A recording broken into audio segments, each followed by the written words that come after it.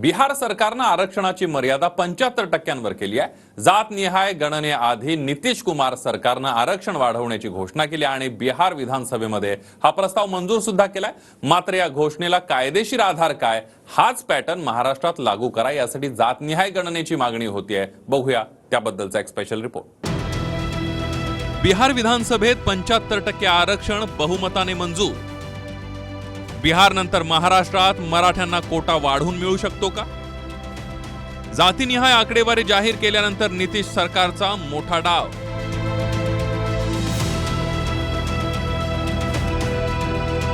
बिहारच्या नितीश कुमार सरकारने आरक्षणाची मर्यादा वाढवण्याच्या प्रस्तावाला मंजुरी दिली आहे।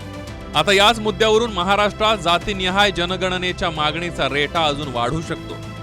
मंजुरीनंतर बिहारची आरक्षण मर्यादा 65%वर आली आहे। त्यात ईडब्ल्यूएसचं आरक्षण धरल्यानंतर बिहारमध्ये आरक्षणाची मर्यादा 75%वर पोहोचली। मात्र या वाढीव मर्यादेची खरी परीक्षा कोर्टात होईल आणि आरक्षण मर्यादा का वाढवावी लागली यासाठी बिहार सरकार जातीनिहाय आकडेवारी कोर्टापुढे सादर करेल। तुम्हाला प्रश्न पडेल की जर 50%वर आरक्षण नाकारत सुप्रीम कोर्टानं मराठ्यांचं आरक्षण रद्द केलं तर मग बिहारचं आरक्षण कसं काय मान्य होईल? त्यासाठी बिहार सरकारने काय केलंय हे समजून घ्यावं लागेल। महाराष्ट्रात मराठा आरक्षण, गुजरातमध्ये पटेलांचं आरक्षण, हरियाणामध्ये जाटांचं आरक्षण या तिन्ही समुदायांना स्वतंत्र आरक्षण मिळण्यास 50% मर्यादेची आडकाठी आहे। काही अभ्यासक म्हणतात की कायद्याप्रमाणे आरक्षणाची मर्यादा 50%हून अधिक वाढवता येत नाही, तर दुसरा गट म्हणतो की जर आकडे, अटी, तथ्य आणि स्थिती हे पटवून दिल्यास कोर्ट 50%च्या वर आरक्षणाला मान्यता देतं। आता 50%च्या आरक्षण मर्यादेबाबत कोर्टानं काय म्हटलंय, कोणत्या खटल्यामुळे मराठ्यांना कोर्टानं आरक्षण नाकारलंय, त्यासाठी इंदिरा साहनी विरुद्ध भारत सरकार हा खटला समजून घ्यावा लागेल। 1990ला व्ही.पी. सिंह सरकारनं ओबीसींना 27% आरक्षण लागू केलं, त्यामुळे खुल्या वर्गातला गट मोठ्या प्रमाणावर नाराज झाला होता। त्यावर 1991ला पंतप्रधान पी.व्ही. नरसिंहराव यांनी खुल्या प्रवर्गातल्या गरिबांना 10% आरक्षण दिलं, ज्यामुळे आरक्षणाची टक्केवारी 50%हून 60%वर गेली। या विरोधात 1992 मध्ये दिल्लीतल्या वकील इंदिरा साहनींनी कोर्टात याचिका केली। 9 जणांच्या खंडपीठानं 6-3 असा निकाल देत नरसिंहराव सरकारने दिलेलं 10% आरक्षण रद्द केलं। 50%च्या मर्यादेबाबत कोर्टानं 4 मुद्दे स्पष्ट केले। आरक्षणाचं प्रमाण 50%च्या वर जाऊ नये, पण अतिविशिष्ट परिस्थिती असल्यास 50%हून जास्त आरक्षण देता येईल। मात्र फक्त प्रवर्ग गरीब आहे म्हणून आरक्षण देता येणार नाही। अतिविशिष्ट परिस्थिती असल्यास 50%ची मर्यादा वाढवता येईल, हे कोर्टानं निकालात म्हटलंय। हीच अतिविशिष्ट परिस्थिती म्हणून बिहार सरकार जातनिहाय आकडेवारी सादर करू शकतं। त्या आकडेवारीत नेमकं काय आहे एक नजर टाकूया। बिहारमध्ये अतिमागास वर्ग 36.1%, ओबीसी 27.12%, एससी 19.65%, एसटी 1.6% आणि खुल्या वर्गाची संख्या 15.52% आहे। आता याच आकडेवारून बिहार सरकारने कोणता तर्क देत आरक्षण वाढवलं ते समजून घेऊया। बिहारमध्ये जो समाज आरक्षणासाठी पात्र आहे त्यांची संख्या 83.93% इतकी आहे। हा वर्ग 50% आरक्षणाच्या मर्यादेत आहे आणि 15.52% खुला वर्ग आहे, तो उर्वरित 50%मध्ये आहे। त्यामुळे मागास वर्गाची लोकसंख्या अधिक असल्यानं आता 50%ची अट ओलांडावी लागणार, हा बिहार सरकारचा तर्क आहे। त्यामुळे महाराष्ट्रात नेमकी कुणाची संख्या किती आहे हे एकदा जातनिहाय गणनेनुसार पुढे येऊ द्या, याची मागणी होऊ लागली।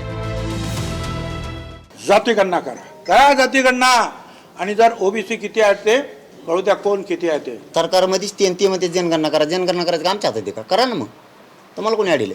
जसं बिहारमध्ये नितीश कुमारांनी जात वाईज जनगणना केली, माझंही म्हणणं एकदा जात वाईज जनगणना होऊच द्या।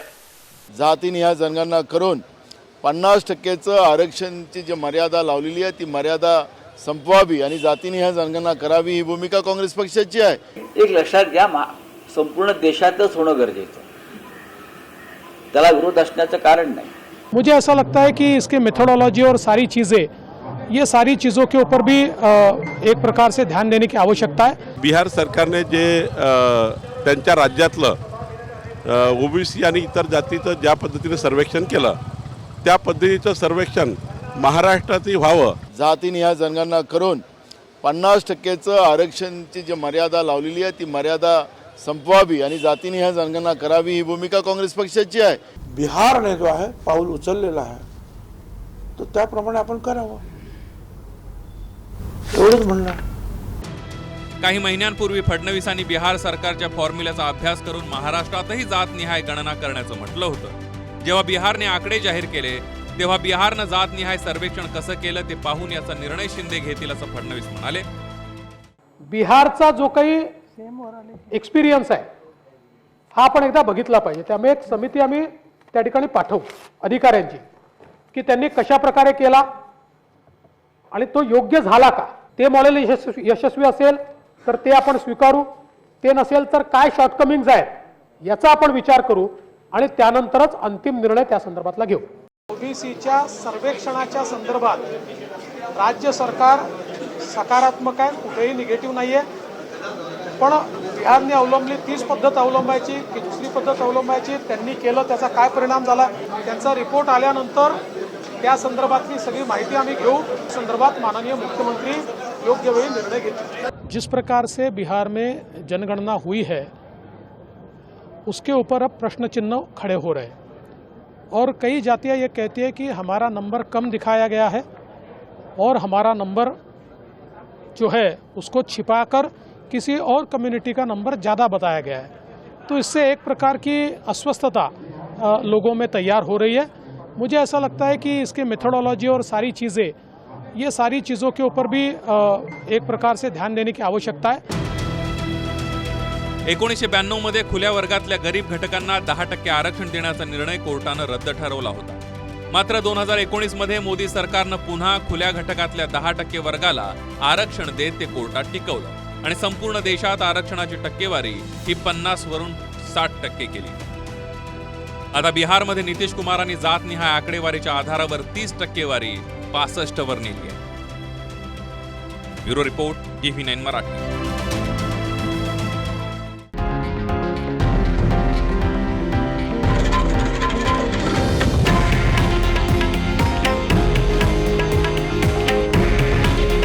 हे आहे देशातील नंबर 1 न्यूज नेटवर्क आणि आपण पाहत आहात TV9 मराठी.